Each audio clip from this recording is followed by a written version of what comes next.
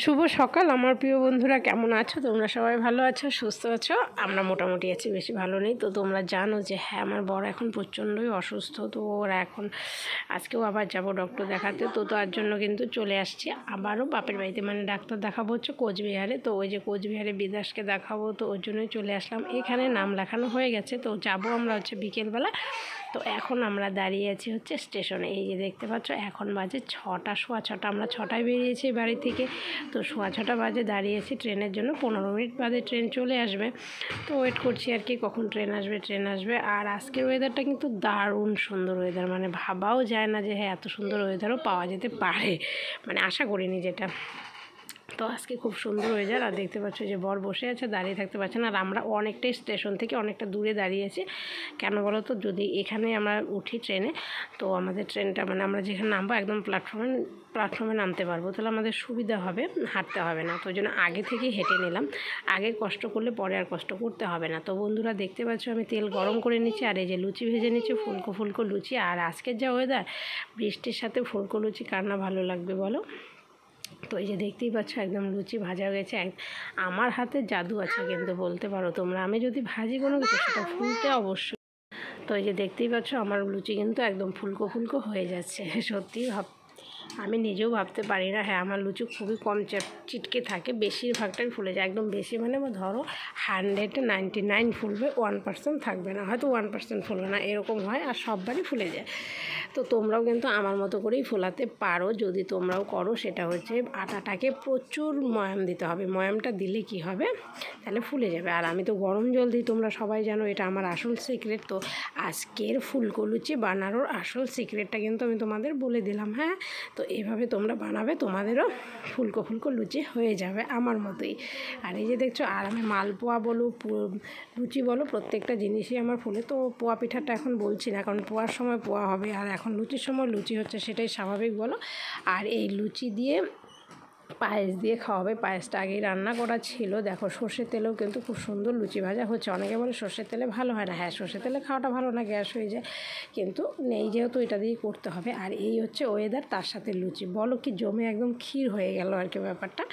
তো হয়ে গেছে আমারও লুচি বানানো। আর তারপরে এসে দেখছি এরকম বৃষ্টি। তো বৃষ্টি দেখে তারপরে পুপনকে ঘুম পাড়াবো বলে বসেছিলাম, তো আর ঘুম পাড়ানো হয়নি। এতটা বৃষ্টি ছিল, বৃষ্টির যে আওয়াজ ছিল, বিদ্যুৎ চমকানো ছিল, আর মানে সহ্য করার মতো না আর কি। তো তারপরে কি করলাম, পুপনকে নিয়ে ঘরে চলে গেলাম, আর ঘরে গিয়ে নিয়ে তারপরে ঘুম পাড়ালাম, এই আর কি।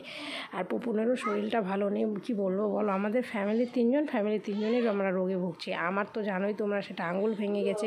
পুপনের আবার হজম হচ্ছে না, জানি না কেন হচ্ছে না, এটা হজম হচ্ছে না, জ্বর হচ্ছে, গ্যাসের থেকেই হয়েছিল মনে হয়। জ্বরটা কমলো, যাই হোক, এখনও হজমটা কমেনি, মানে গ্যাসটা কমেনি। তো আর এদিকে তো বরমশাই আছে, একদম চিররোগী হয়ে গেছে আমার কাছে। আর এই যে দেখো মুখে শরীরের চেহারা একদম সবসময় খিটখিটে একটা মেজাজ, মানে রোগ হলে যে এরকম হয়ে যায় সত্যি ভাবা যায় না। কিন্তু হ্যাঁ, আমার ক্ষেত্রে সেটা হয় না, আমি এত খিটখিটে হই না। বরমশাই একদম প্রচণ্ড খিটখিটে হয়ে গেছে। তো আমি ভাবি, অনেক সময় রাগ উঠে, অনেক সময় ধৈর্য ধরি না, হ্যাঁ ঠিক আছে, একটু মাথাটা ঠান্ডা করি, যে না হয়তো রোগের জন্য এরকম করেন। তারপরে আবার শান্ত হয়ে যাই, বুঝে নেই নিজেকে, মনটাকে বোঝ দেই, কিছু করার নেই যেহেতু। তো আর এই যে দেখো আমরা টোটোতে বসে আছি, তো বসে যাচ্ছে। এখন আমরা চৌপতিতে থেকে গাড়িতে চড়বো, গাড়িতে চড়ে সোজা চলে যাবো। আর এই যে এটা হচ্ছে আমাদের পাশের রাস্তাটা, তো সেই রাস্তাটাও ভাবলাম একটু শেয়ার করে। আর এই জায়গাটা যা গর্ত না, মানে খুব একটা ভয়াবহ ব্যাপার। তো বলা হচ্ছে যে যেন ওই জায়গাটা সাবধানে যায়। তো আমিও বলছিলাম আমার কিন্তু আঙ্গুল ভাঙা দেখিস, আবার আর ভাঙ্গিস না। তো এই যে আমরা এখন নেমেও গেছি, তো গাড়ি থেকে এখন আমরা এই যে যাচ্ছি শুভম হসপিটাল। তো ওখানেই নার্সিংহোমে ডাক্তার বসবেন। তো আমরা একটু হেঁটেই যাচ্ছি, একদমই কাছে, যেখান থেকে নামলাম সেখান থেকে কাছে। তো আমি তোমাদের সাথে একটু শেয়ারও করলাম। তারপরে একদম ভেতরে ঢুকে গেলাম। আর এখানে দরজাটা খুব সুন্দর, অটোমেটিক এসির দরজাটা, মানে কেউ সামনে গেলেই দরজা একাই খুলে যাচ্ছে, খুব সুন্দর সিস্টেমটা। আমি যে ডাক্তারকে দেখানো হচ্ছে, আমি অনেক ছোটোবেলায় দেখিয়েছিলাম। তো তখন ওনার ভিজিট ছিল 150 টাকা, ভাবা যায়, এখন হয়ে গেছে 750 টাকা। আমি অবাক হয়ে যাই। আর ডাক্তার উনিও নিজেও বয়স্ক হয়ে গেছেন অনেকটা, কারণ আমি অনেকটা ছোটো দিয়ে দেখিয়েছিলাম। তো আর এই যে দেখতে পাচ্ছ ডাক্তারের দরজাটা দেখা যাচ্ছে রুমের। তো আমরা এখানে ওয়েট করছি কখন ডাকবে। পরে আমাদের বেশিক্ষণ টাইম লাগেনি, অল্প টাইমেই হয়ে গেছে। তো আমাদেরকেও ডেকে নিয়েছে। তো ডেকে নেওয়ার পরে ডাক্তার দেখলো, দেখার পরে বলল, উনি যে আইডিয়া করলো সেটা হচ্ছে ওর লিভারে জন্ডিস হয়েছে। সত্যি কত ধরনের জন্ডিস হয়, আর ওর হিমোগ্লোবিন তো একদমই কম, কি বলবো।